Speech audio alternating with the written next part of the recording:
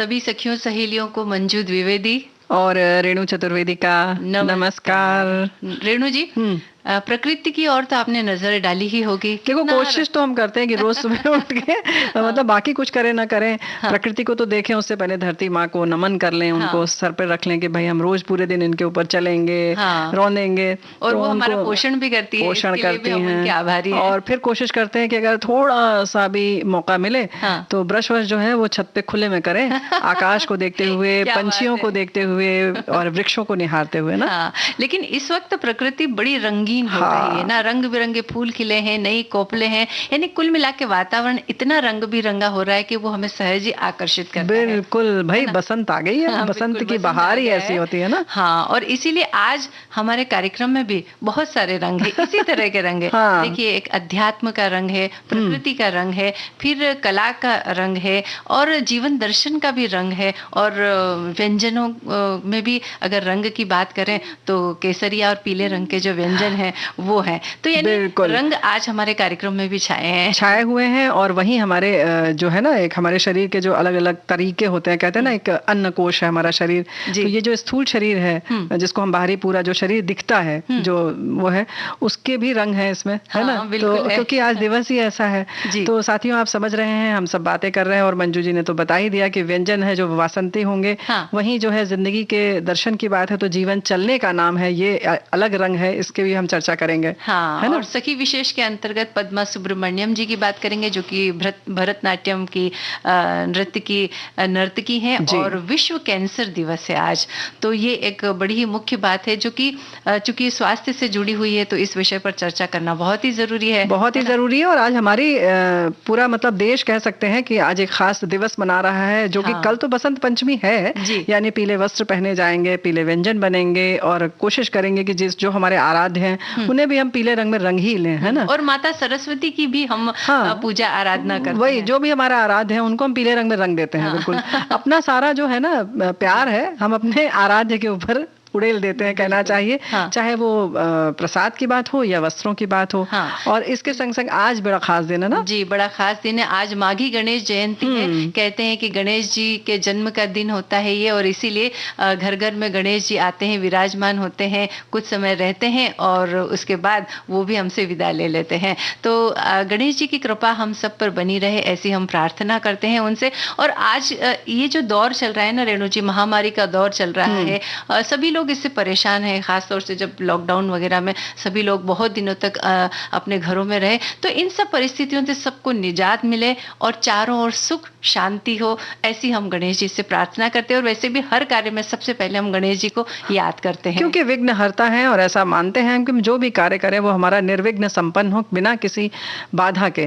तो इसीलिए मनाते हैं और उनको पूजते हैं। कोशिश हमारी यही रहती है। लेकिन विघ्न बाधा की अगर बात करें तो कहीं ना कहीं हमारा शरीर जो है, उसकी जो संरचना है, उसकी जो भी रासायनिक प्रक्रियाएं हैं, उसमें कहीं ना कहीं हमें कुछ ना कुछ परिलक्षित हो जाता है। और ऐसे ही हो जाता है कभी कभी कैंसर। कैंसर ऐसी बीमारी है कि पता ही नहीं चलती कि कैसे हो गई, क्योंकि इसका कोई खास लक्षण नहीं है। बिल्कुल, लक्षण बहुत देर से दिखाई देते हैं। और वैसे भी ये एक ऐसी व्याधि है या ऐसी बीमारी है कि जिसका नाम सुनकर ही इंसान के दिमाग में कुछ उथल पुथल सी मच जाती है, और वो थोड़ा घबरा सा जाता है। बिल्कुल। लेकिन ऐसा भी देखा गया रेणु जी की कई लोगों ने अपनी दृढ़ इच्छा शक्ति और चिकित्सा साधनों के साथ मिलकर इस बीमारी को हराया है, और इस लड़ाई को जीतकर अपने जीवन को उन्होंने आगे भी बढ़ाया है। बिल्कुल। लेकिन इस जीत के लिए जो सबसे अहम बात है वो ये है कि इस बीमारी का शुरुआत में पता चल जाना, और ये पता तब चल सकता है कि जब हम थोड़े सावधान हो और इस संदर्भ में हमारी जानकारी हो, तो इस जानकारी के और प्रसार हो, इस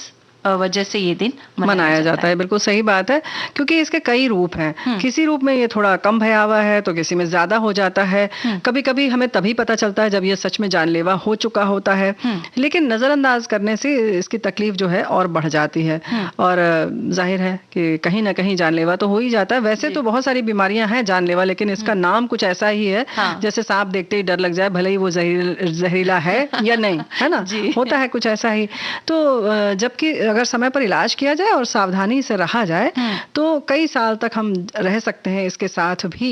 और इसीलिए ये जागरूकता अभियान चलाया जाता है मंजू। और खास तौर से वैसे भी लोग कहते हैं कि अगर आप बहुत दृढ़ इच्छा शक्ति वाले हैं और संयम से रह रहे हैं तो आजीवन क्या कह सकते हैं, जब तक कि आपकी जिंदगी है आप सुकून से रह सकते हैं। अब तो इसको ऐसे भी मानने लगे हैं कि जैसे आप डायबिटीज है, ब्लड प्रेशर है, इन सारी बीमारियों में आप दवा के साथ आराम से रहते हैं सामान्य जीवन, वैसा ही कुछ इसके साथ भी हो गया है। लेकिन सजग रहना बहुत जरूरी है, यानी कंट्रोल में अगर इसे रखा जाए। और ये हमारी जीवन शैली पर निर्भर करता है कि किस तरह से इसे कंट्रोल में रखा जाए।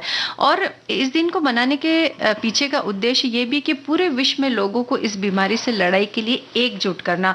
असल में कैंसर से लड़ाई को लेकर दुनिया भर की लैब्स में कई शोध अभी चल रहे हैं, जारी है, और बहुत शोध हुए भी हैं। और ये कोशिश जारी है कि इसके लिए एकदम सटीक इलाज खोजा जा सके, लेकिन फिर भी जागरूकता अति आवश्यक है। हाँ बिल्कुल, ये तो है ही, जैसे बार बार होता है और हर बीमारी के लिए वैसे देखो मंजू होता ही है ना, समय से पता चल जाता है तो सब चीज हमारे काबू में रहती है। हाँ बिल्कुल।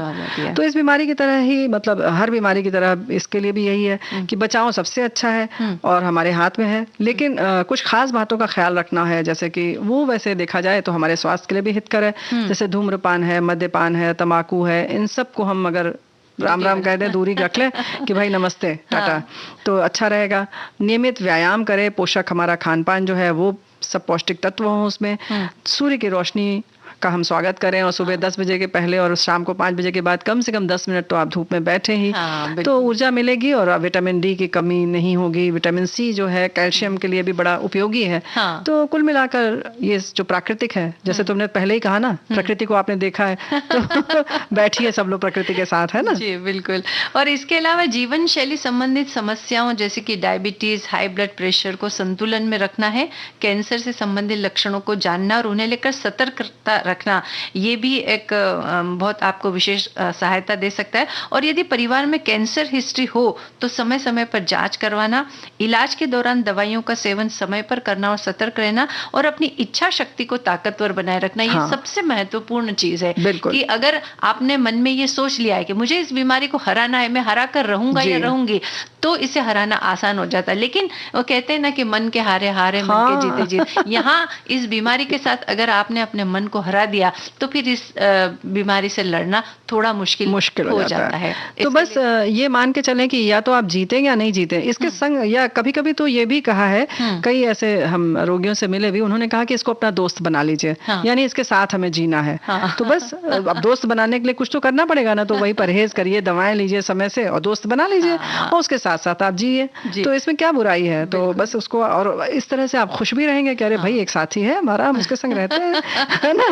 तो ये भी एक तरीका है। लेकिन ये साथी कभी कभी बहुत भारी पड़ जाता है नहीं, लेकिन मतलब जो दवाइयां हैं ये सब जो है अपने, जैसे आप दोस्त का ध्यान रखते हैं कि भाई उसको क्या पसंद है नहीं पसंद है, तो कुछ इस दोस्त का भी ख्याल रखें, दवाएं लें, खुश रहें, अपने को मजबूत रखें और इम्यूनिटी को बढ़ाते हैं। बिल्कुल ऐसा कुछ करें कि जिससे आपकी इम्यूनिटी मजबूत बनी रहे, तो वैसे बीमारी आएगी भी कम, और अगर आ भी जाती है तो उसे लड़ने में सहायक होते हैं। और जैसे कि इन दिनों को जब हम मनाते हैं तो इसकी कोई खास थीम रखी जाती है। तो इस बार की जो थीम है वो है क्लोज द केयर गैप, यानी कि सभी को मेडिकल सुविधा मिलनी चाहिए। कुछ लोग जहां पर ये मेडिकल सुविधा नहीं पहुंच पाती है, उस गैप को भी हमें भरना है, वहां तक भी हमें इन सुविधाओं को पहुंचाना है, वहां भी हमें सतर्कता और जागरूकता पहुंचानी है। ये बहुत जरूरी है। तो इस तरह से इस बीमारी से लड़ाई की जा सकती है और जीत हासिल की जा सकती है। बिल्कुल। और अब एक बिल्कुल गीत हम सुन सकते हैं।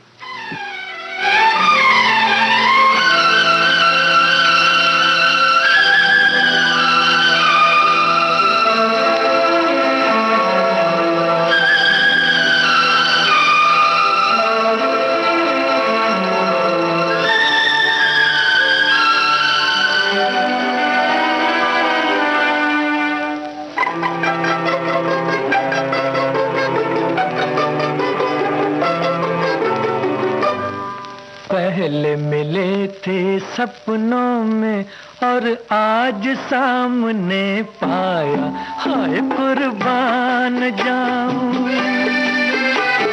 पहले मिले थे सपनों में और आज सामने पाया, हाय कुर्बान जाऊं। तुम संग जीवन ऐसे कटेगा जैसे धूप संग छाया, हाय कुर्बान जाऊं।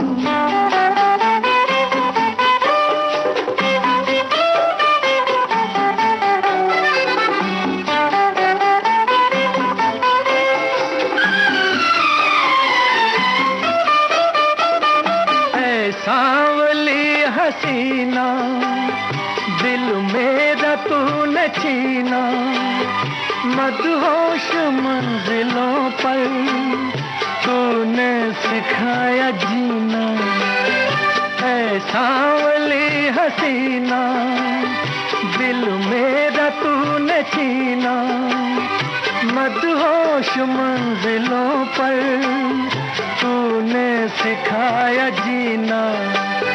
एक झलक से मेरा मुकद्दर तूने आज चमकाया, हाय कुर्बान जाऊं।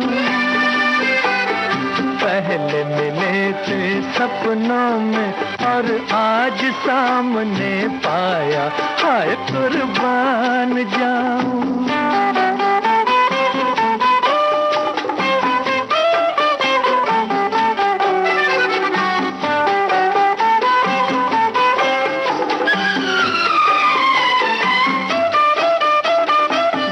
झूम के चलो तुम हो जाने जिंदगानी, पत्थर का भी कलेजा हो जाए पानी पानी। गर झूम के चलो तुम हो जाने जिंदगानी, पत्थर का भी कलेजा हो जाए पानी पानी। गोरे बदन पर काला आंचल और रंग ले आया, हाय कुर्बान जाऊं। पहले मिले थे सपनों में और आज सामने पाया, हाय कुर्बान जाऊं। रेणु जी, जिंदगी फिल्म का ये गाना हमने सुना, और कोई अच्छी चीज हो जो सपनों में आती हो और वो सामने आ जाए तब तो ठीक बात है, लेकिन जैसी बीमारी जैसी कोई चीज अगर हम सपनों में देखते हैं और वो अगर हो जाए तो वो कितनी डरावनी लगती, वो तो अच्छी नहीं लगेगी। अच्छा है ना, सपना देखना ही नहीं चाहिए ना। और खास तौर से देखें तो हंसी खुशी वाला देखें। हाँ। कि जैसे कि आप नृत्य कर रहे हैं या आप कोई नृत्यांगना बन गए या बड़े कुछ और बन गए, बड़े कवि बन गए, कवियत्री बन गई, कुछ ऐसा देखिए। वो अनुभव कितना सुखद होता है ना। हाँ, फिर आप हो सकता है रचनाएं करने लगे, गाना गाने लगे। हाँ, है ना। और तो जैसा कि हमने कहा कि हमारे आज के कार्यक्रम में एक कला का भी रंग है, तो पद्मा सुब्रमण्यम जी के बारे में हम बात करेंगे रेणु जी। लेकिन आज जो सखी सहेली कार्यक्रम में अभी इस वक्त एक ब्रेक का समय हो गया है, तो हम थोड़ा सा बस घूम फिर कर आते हैं और फिर बात करते हैं। हाँ। तो लेते हैं एक ब्रेक जी।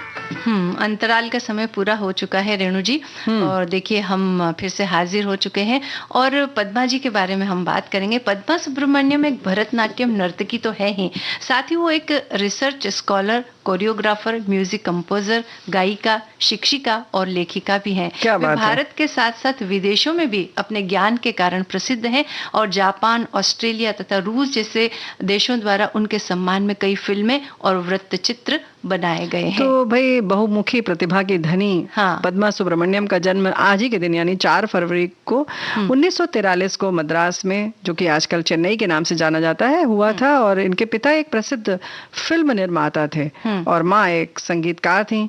और ऐसा नहीं केवल संगीतकार थी, बल्कि वो तमिल और संस्कृत में गीत भी लिखती थी।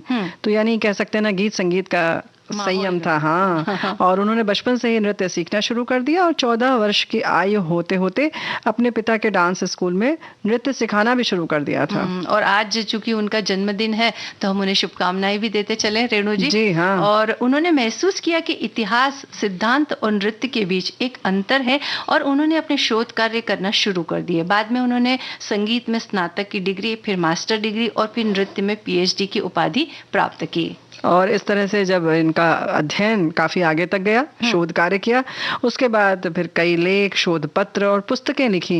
उन्होंने शिक्षा और संस्कृति के लिए भारत उप आयोग के एक गैर आधिकारिक सदस्य के रूप में बहुत काम किया और कई स्कूलों में पढ़ाकर बच्चों को भी ज्ञान प्रदान किया। जी, और अपने नृत्य करियर के दौरान पद्मा जी को 100 से अधिक पुरस्कार मिले हैं, जिनमें शामिल है 1983 में संगीत नाटक अकादमी पुरस्कार, 2003 में पद्म भूषण, 1981 में पद्मश्री और कलाई मामनी पुरस्कार, कालिदास सम्मान और निशा गांधी पुरस्कार से भी उन्हें सम्मानित किया गया। और इसके साथ साथ और भी पुरस्कार हैं, जैसे कि भरत शास्त्र रुक्मणी पुरस्कार, 1983 में आपको मिला सोवियत संघ से नेहरू पुरस्कार, एशिया में विकास और सद्भाव में योगदान के लिए जापान से फुकुओ का एशियाई संस्कृति पुरस्कार भी आपको मिला है। तो भाई अंतर्राष्ट्रीय इस तरह से आप ख्याति प्राप्त नृत्यांगना पद्मा सुब्रमण्यम, वाकई कह सकते हैं ना कि बहुत सारी विधाएं आती हैं और उसके संग संग इन्होंने अध्ययन भी अपना काफी आगे तक किया। उसके साथ साथ प्रशिक्षण देना भी बहुत बड़ी बात है। बच्चों को, कई बच्चों को भरतनाट्यम की उन्होंने शिक्षा भी दी। तो ये इनके मतलब ऐसी बातें हैं कि जिनका उल्लेख करना बहुत जरूरी है। और एक बात और है मंजू, जैसे कि जिसके पास भी जो भी हो, ज्ञान हो, कहते हैं ना ज्ञान बांटने से कम नहीं होता है, बढ़ता है। ऐसे ही जो भी कला है आपके पास, उसका और विस्तार होना चाहिए। अपने आप मायने ये रखता है कि आप खुद कितने योगी मतलब गुणी हैं, ये तो है ही है, उसके संग संग आपने कितने को दिया, कितने को और बनाया गुणी, ये बहुत महत्वपूर्ण है। और ये अपने गुणों में, देने वाले के गुणों में भी बढ़ोतरी करती है। हाँ बिल्कुल। तो चलिए सुनते हैं गाना। बिल्कुल।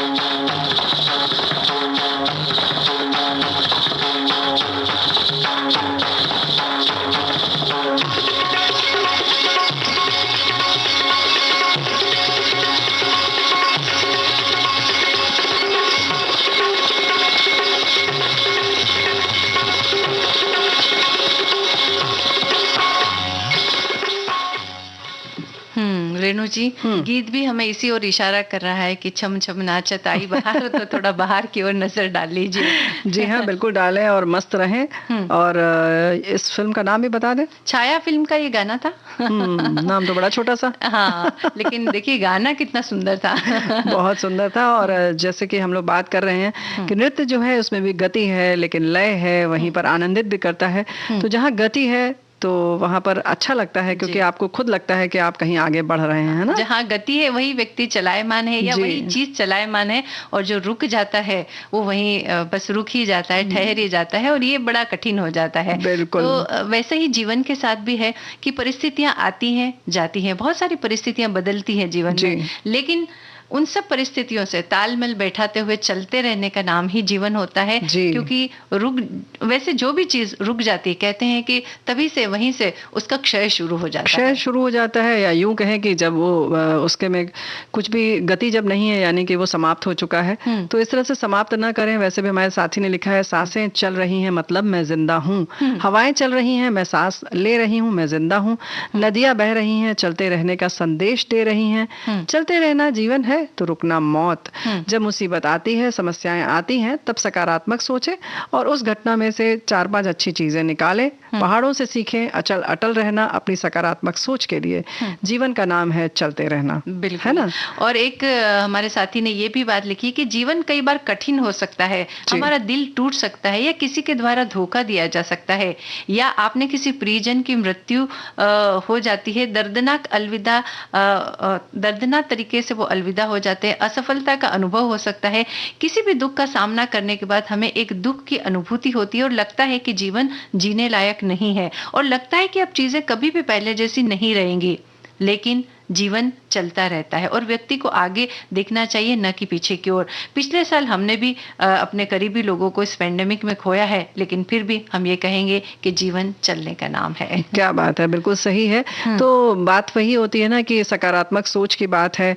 बहुत सारी जो जिसको हम कठिन परिस्थिति मानते हैं, हो सकता है कि उससे भी ज्यादा विषम परिस्थितियों में लोग रह रहे हों, और वो सोच के चलते हैं कि नहीं ऐसा तो कुछ नहीं है, है ना। तो ये सीमा कौन तय करता है कि ये बहुत कठिन है, कि थोड़ी कम कठिन परिस्थिति है, या कि बड़ी आराम की स्थिति है? ये हम खुद तय करते हैं, हमारा मन तय करता है ना। जी हाँ, अक्सर होता है कि हम बड़े आराम में होते हैं, तब भी हमें लगता है कि अरे हमसे ज्यादा परेशान तो कोई हो ही नहीं सकता। ऐसा भी है ना मंजू? बिल्कुल ऐसा भी होता है। और हमने कई बार ऐसा सुना है कि कई उम्र दराज लोग होते हैं जिनकी उम्र 60, 70 या 80 वर्ष तक हो जाती, उसमें भी वो कुछ नए नए काम करते रहते हैं, या कुछ साहसिक कार्य करते रहते हैं। जैसे आपने कि 77 वर्ष की उम्र में भी एक व्यक्ति है तो पहाड़ चढ़ गया, या फिर जैसे हमारे जो शूटर दादी थी चंद्रो तोमर, उनके बारे में भी हमने सुना था कि 60 वर्ष की उम्र के बाद उन्होंने जो है खेल में कदम रखा और किस तरह से मेडल प्राप्त करके उन्होंने अपना नाम किया। ऐसे कई सारे उदाहरण हैं। ऐसे ही एक स्वतंत्रता संग्राम सेनानी,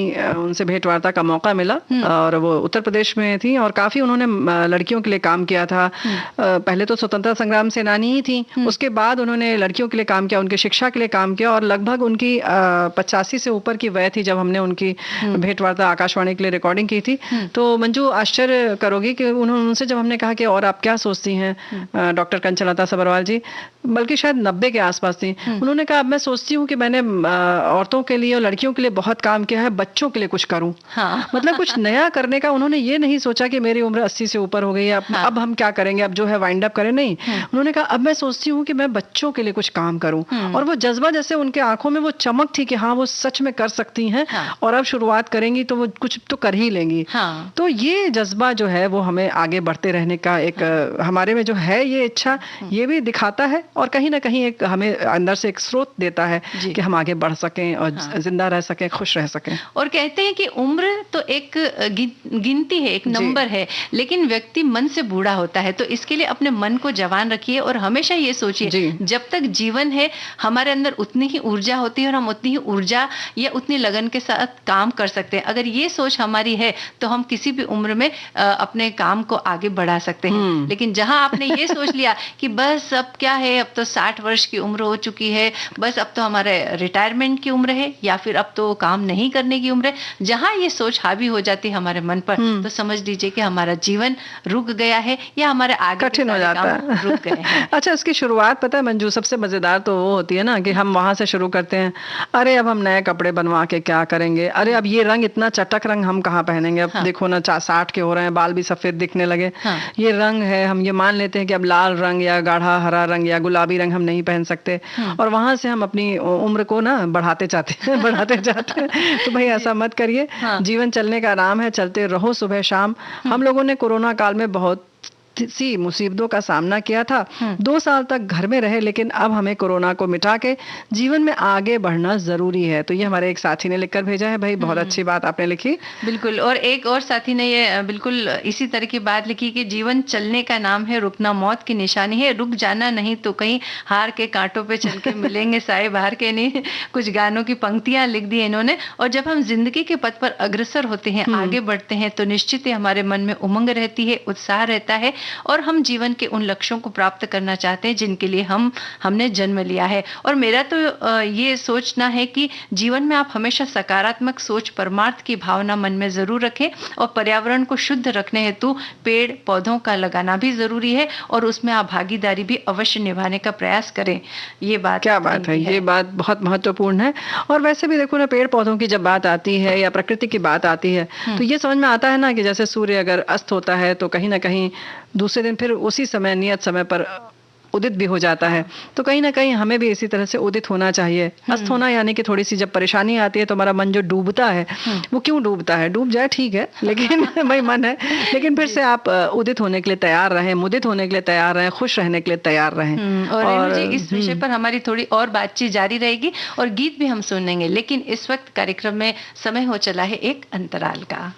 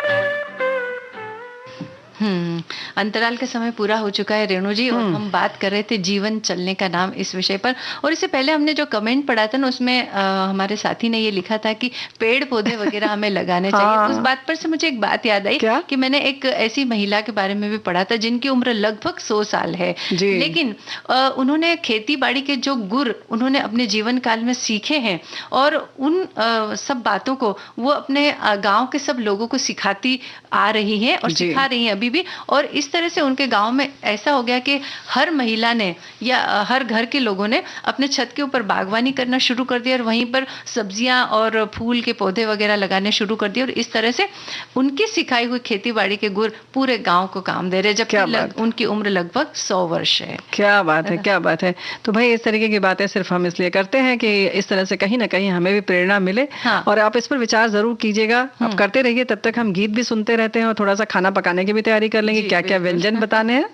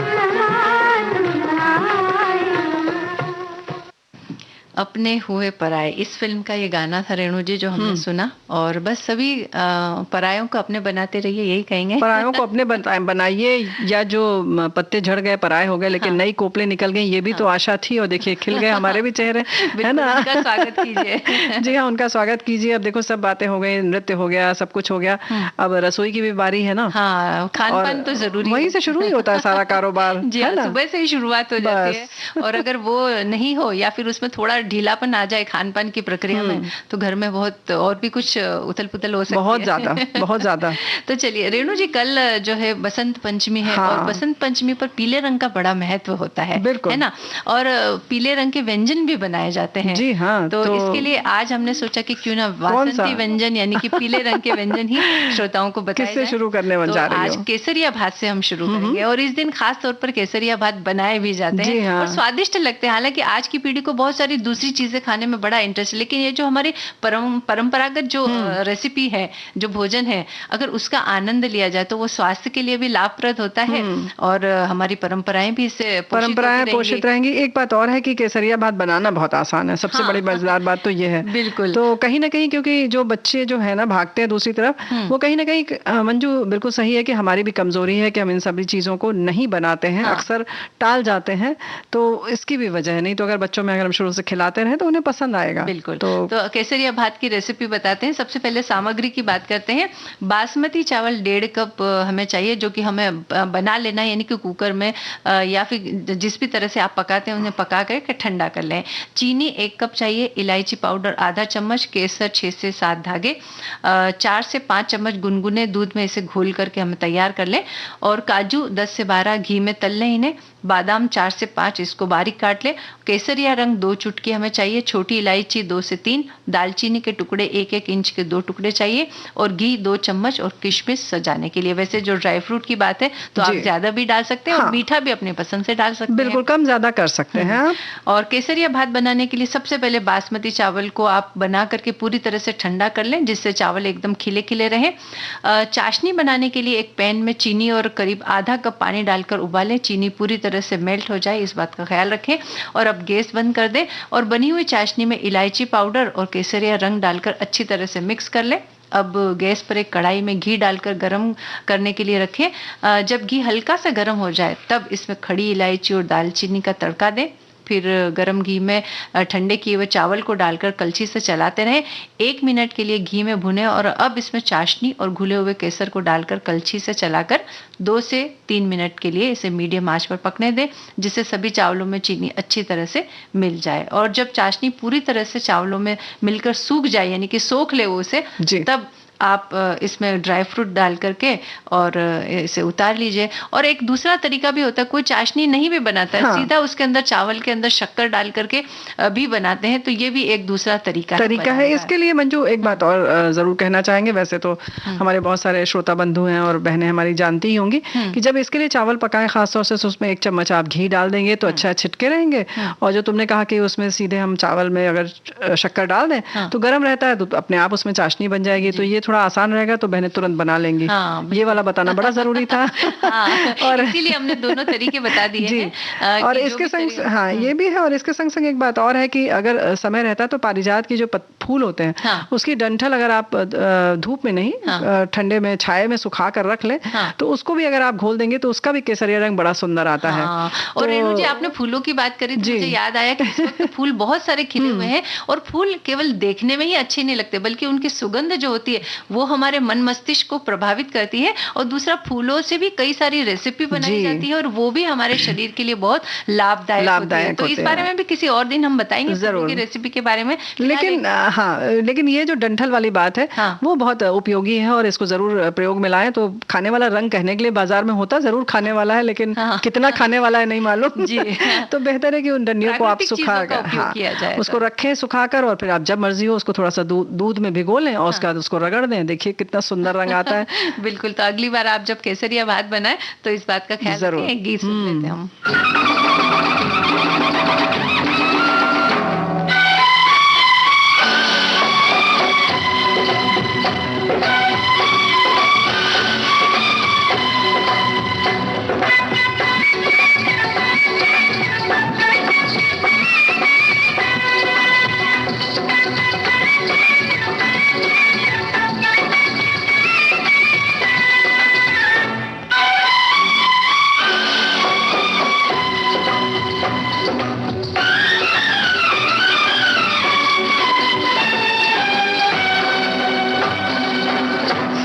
बसंती, अंग बसंती, रंग बसंती छा गया, मस्ताना मौसम आ गया। अंग बसंती, अंग बसंती, रंग बसंती छा गया, मस्ताना मौसम आ गया। धरती का है आंचल पीला, झूमे अंबर नीला नीला, सब रंगों से है रंगीला, रंग बसंती। अंग बसंती, अंग बसंती, रंग बसंती छा गया, मस्ताना मौसम आ गया।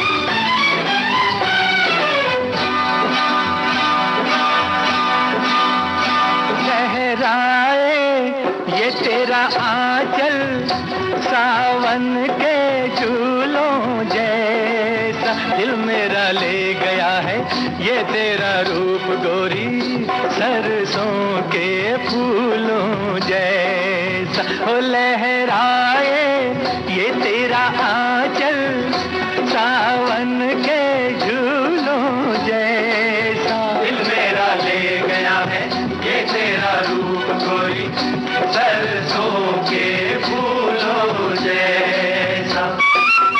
जब देखूं जी चाहे मेरा, नाम बसंती रख दूं तेरा। छोड़ो छेड़ो ना तेरी बातें, राम दुहाई, मनवा लूटा नींद चुराई, सैया तेरी पीठ से आई, संग बसंती, संग बसंती, अंग बसंती, रंग बसंती छा गया। ओ मस्ताना मौसम आ गया।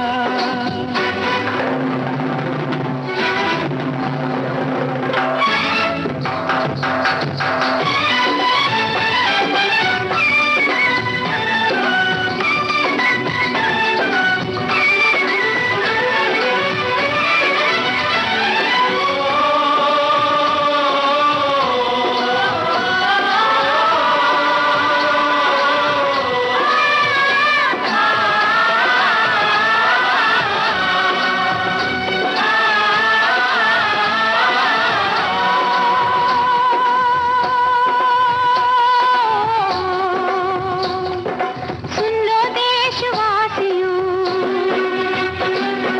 सुन लो देशवासियों, आज से इस देश में छोटा बड़ा कोई न होगा, सारे एक समान होंगे। सुन लो देशवासियों,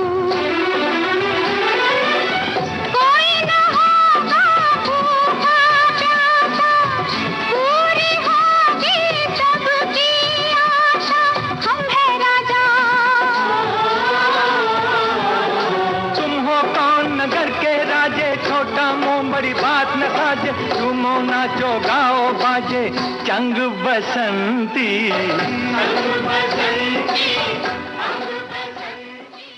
संगीत में भी बसंत का रंग है और व्यंजनों में भी बसंत का रंग है। हाँ, तो जरूरी है ना। हाँ क्योंकि भाई देखो ऐसा है ना कि जब इतनी बातें हों तो मन तो बसंती होता ही है, तो खाने का भी कुछ अपना ही मजा हो जाता है। तो हमारे साथी ने भी लिखकर भेज दिया है कुरकुरी बासंती पूड़ी। अच्छा, क्या बात और है।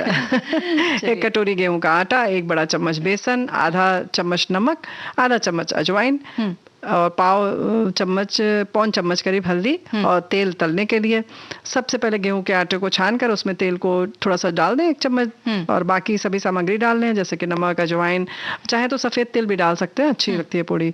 और इसके साथ करीब 15 से 20 मिनट तक, मतलब उसको गूंथने के बाद आटा थोड़ा कड़ा गूंथ ले, उसके बाद उसको 15 से 20 मिनट कपड़े से ढक कर रख दे, और फिर उसके बाद कढ़ाई में तेल गरम करके धीमी आंच पर कुरकुरी पूड़ियां तल लें, बस गर्मा गर्म तैयार। और अचार या चटनी से खा लीजिए, क्योंकि बाद में तो आप खीर खाएंगी, केसरिया भात खाएंगी, है ना। बिल्कुल। तो अब हम एक और मीठा व्यंजन बता देते हैं, बसंत बहार, उसका नाम ही है बसंत बहार। तो इसके लिए सामग्री चाहिए 1 लीटर दूध, 50 ग्राम हमें चावल का आटा चाहिए, शक्कर स्वाद के हिसाब से ले लीजिए, थोड़ी सी केसर गर्म दूध में घोली हुई वो चाहिए, 1 केला, 1 चीकू, आधा सेब, संतरे की कुछ फांके लेना है, थोड़े अनार के दाने ले लीजिए, और आधे टीस्पून यानी कि आधा चम्मच आपको पीसी हुई इलायची चाहिए। सजावट के लिए गुलाब की पंखुड़ियां और चांदी का वर्क ले सकते हैं। और बनाने के लिए आपको क्या करना है, सबसे पहले हमें सेब, केला और चीकू को छील करके आप काट लें, संतरे की फांके छील करके उसका गुदा जो है वो अलग निकाल लें। अब चावल के आटे को आधा कप दूध में घोलकर पेस्ट बनाएं, और बचे हुए दूध को हमें गर्म करने के लिए रख देना है, यानी उबाल ले। उसे उबाल आने पर चावल का जो पेस्ट हमने बनाया है वो उसमें डालें, और हिलाते हुए यानी धीरे धीरे चलाते रहें और उसे पकाते रहें। जब ये गाढ़ा हो जाए तब स्वाद के हिसाब से आप उसमें शक्कर और केसर डाल लें, और अब इसके बाद में पिसी हुई इलायची मिलाई और शक्कर घुलने तक इसे पकाते रहें। फिर आंच से उतार लें और ठंडा होने दें। और ठंडा करने के लिए आप चाहें तो उसे थोड़ी देर के लिए फ्रिज में भी रख सकते हैं ठंडा होने के बाद में।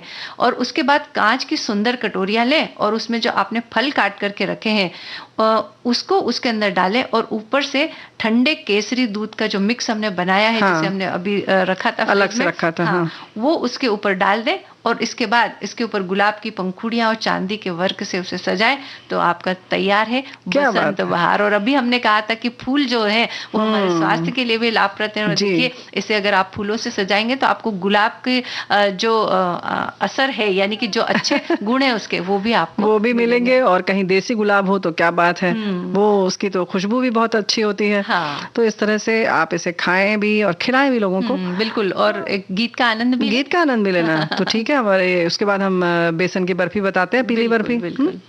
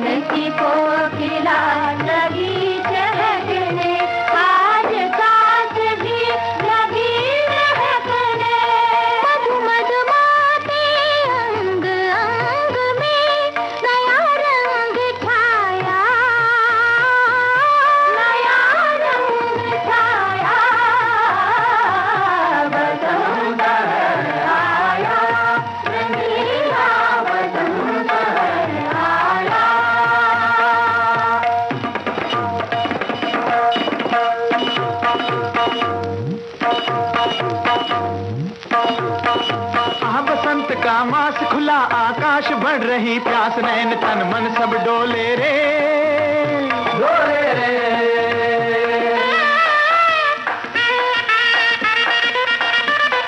चले बदन के बान खिंच रहे प्राण, कोई अनजान लाज के बंधन खोले रे, खोले रे।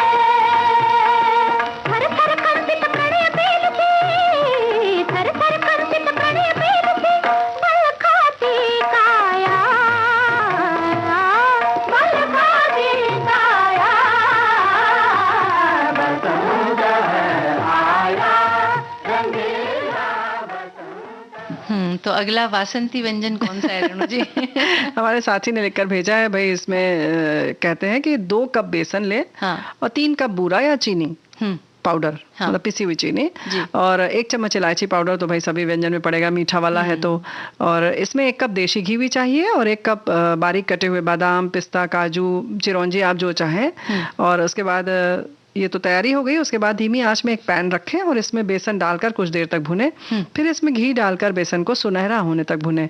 और इसकी पहचान तो यही है, आप सब जानते ही हैं कि जब घी और बेसन से अच्छी सी खुशबू आने लगे तो बस समझ लीजिए कि बेसन भुन चुका है। हाँ। या पड़ोसी पूछेंगे क्या बना रही हैं आप, तो समझ जाइए कि बस भुन चुका है। खिड़कियां विड़कियां खोल देंगी तो पता चल जाएगा, है ना। और जाते जाते कोई आपके घर के सामने हाँ। से रुक जाए उस सुगंध को सुनने के लिए, तो समझ लीजिए सच बात है। या आप देख लें, थोड़ा सा अपने बच्चों को दौड़ा दीजिए कि आजू बाजू वाले झांक झांक के सूंघ रहे हैं क्या, कहाँ से आ रही है ये खुशबू। बस जब ये भुन जाए बेसन तो इसमें इलायची पाउडर मिला दें, वैसे तो ठंडा होने पर मिलाएं, और अच्छी तरह मिक्स करने के बाद बारीक कटे हुए बादाम, काजू, पिस्ता। इसमें एक बात और कहना चाहेंगे, हमारे साथी ने नहीं लिखा है, लेकिन किसी भी व्यंजन में अगर डालना है बादाम, काजू, तो अगर उसके थोड़ा सा आप देशी घी में पहले थोड़ा भून लेंगे उसको, तो उसका स्वाद जो है बढ़ जाता है, बढ़ जाएगा। और उसके बाद में उसको काटना भी आसान हो जाता है। अगर टुकड़ा करना चाहें आप उसके, तो आसानी से हो जाता है। सही बात है। और मेवे अच्छी तरह मिक्स हो जाए तब इसमें चीनी डालकर अच्छी तरह कड़छी से मिला लें, और इस मिश्रण को 2-3 मिनट तक चलाते हुए पकाएं ताकि चीनी इसमें घुल जाए, मिल जाए अच्छी तरीके से, क्योंकि पिसी हुई है या बूरा है तो उससे जल्दी हो जाएगी। हाँ, जल्दी हो जाएगी। अब ये एक तरह से बर्फी का जो है मिश्रण तैयार है। अब एक जो थाली होती है जो जिसमें बार उठा हुआ रहता है, उसमें घी लगाकर उसको आप तैयार कर लें, और इस मिश्रण को उसमें डालकर फैला दें। 1 घंटे तक थोड़ा सा ठंडा होने दें, और जब मिश्रण ठंडा हो जाए तो इसमें मन चाहे आकार की बर्फी काट लें। और ये 2 महत्वपूर्ण लाइन इन्होंने जो लिख कर भेजी है वो मैं पढ़ रही हूँ। तैयार बर्फी को मेवे से गार्निश करके सर्व करें, या फिर डिब्बे में बंद करके रख लें। खुला ना छोड़े। हाँ, मतलब नहीं मतलब सर्व ना करें। मुझे तो लगा कि भाई इसको डिब्बे में बंद करके रख लीजिए और सिर्फ आप खाइए। जी, आप भी खाइए और सभी को खिलाइए। जो मेहमान आते हैं उन्हें भी इसका स्वाद का थोड़ा सा आनंद दीजिए, पता चले कि आपके घर में किस तरह के बने। और एक बात है कि ये बात इन्होंने अच्छी लिखी है, इसका मतलब ये भी है कि डिब्बे में बंद रखें, जितना खाना है उतना निकालें और फिर बंद कर दें ताकि खुशबू उसी में बनी रहे इसकी। और अब हम एक और व्यंजन की रेसिपी खोल रहे हैं, वो है केसरी बड़े रस भरे, है ना। अरे वाह, तो इसके लिए जो सामग्री चाहिए, 1 कप उड़द की दाल की मोगर, यानी कि जो धुली दाल होती है मोगर की, वो चाहिए। 2 कप चीनी और 2 बूंदे इलायची एसेंस की, थोड़ी सी केसर चाहिए, और तलने के लिए घी। इसके अलावा मेवे जो भी आप लेना चाहे, लेकिन पिस्ता कतरन इसमें अच्छी लगती है जी। अब करना क्या है कि उड़द की जो मोगर है उसे धो करके 4-5 घंटे के लिए आप भिगो कर रख दें अच्छे पानी में। फिर पानी निथार कर इसे महीन पीस लें और इसमें केसर मिलाकर खूब अच्छी तरह से फेंटे, तो केसर का जो रंग है वो उस दाल के अंदर आ जाएगा और पीलापन आ जाएगा। जरूरत हो तब, यानी घोलते समय अगर जरूरत पड़े तो थोड़ा सा दूध का छींटा आप दे सकते हैं उसको, उसका थिकनेस जो होती है उसका देखने के लिए कितना, अगर ढीला करना है तो थोड़ा सा दूध का छींटा दें। अच्छा। और चीनी की 1 तार की चाशनी बनाए और इसमें केसर, इलायची एसेंस, ये दोनों चीज इसमें मिलाना है। फिर एक कढ़ाई में घी गर्म करें, इसमें फेंटी हुई दाल के बड़े मध्यम आंच पर सुनहरे होने तक तले। अब बड़ों का जो आकार है वो आप छोटा बड़ा जैसा आप चाहते हैं वैसा कर सकते हैं, पर उसके अंदर छोटे छोटे बड़े ज्यादा अच्छे लगते हैं। तो छोटे छोटे आकार के बड़े आप घी में तल लीजिए सुनहरे होने तक, और इन्हें कुछ देर उसके बाद में चाशनी जो आपने बना करके उसमें डुबा करके रख देना है। जब बड़े रस पी ले तब आप इसे प्लेट में निकालें और उसके ऊपर थोड़ी सी पिस्ता की कतरन और अन्य मेवे जो भी आप डालना चाहे वो डालिए, तो ये तैयार है आपके केसरी बड़े रस भरे। क्या बात है। इसके संग संग एक बात और है, इसमें छोटा सा हम लोग वेरिएशन भी कर सकते हैं आप चाहें तो। जो केसर आपने डाला है दाल में, चाहे तो आप इसको चाशनी में भी डाल सकते हैं केवल, तो उसकी रंग और अच्छा भी आएगा, थोड़ा सा अलग तरह से आएगा, ज्यादा दिखेगा। और जो हम रस में जब डुबोते हैं ना, तो थोड़ा फैला हुआ बर्तन होगा तो ज्यादा अच्छा, सारे अच्छे से डूब जाएंगे उसमें, है ना। तो इन छोटी छोटी चीजों का ख्याल रखेंगे तो इसका। और इसको जो छोटा छोटा तुमने कहा बनाने के बाद ना, बहुत सारी जगहों पर इसको अमृत बरी भी कहते हैं। अच्छा। बहुत पहले इसको अमृत बरी कहा जाता था। तो सच में ये एकदम अमृत की तरह लगती है, मुंह में जाती है, खट से घुल जाती है और बहुत स्वादिष्ट लगती है।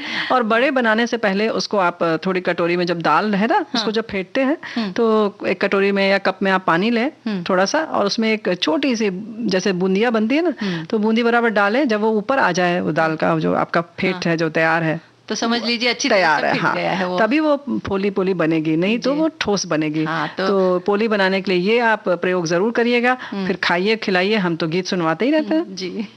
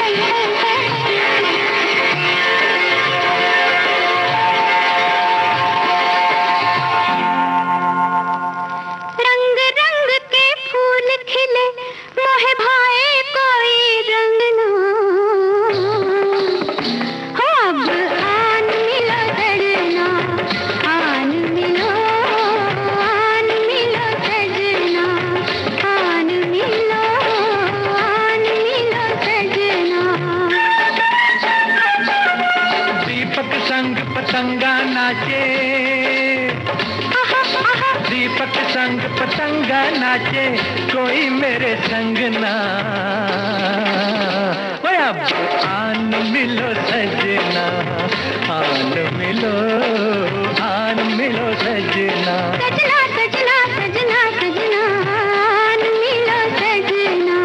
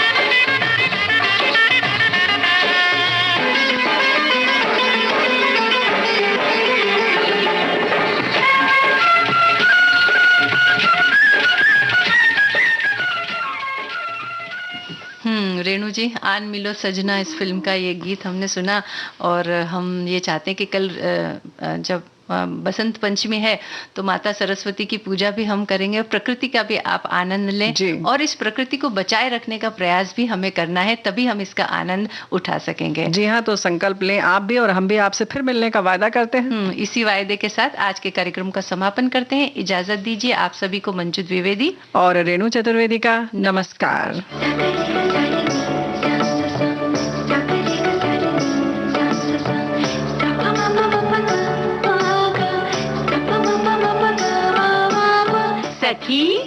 सहेली।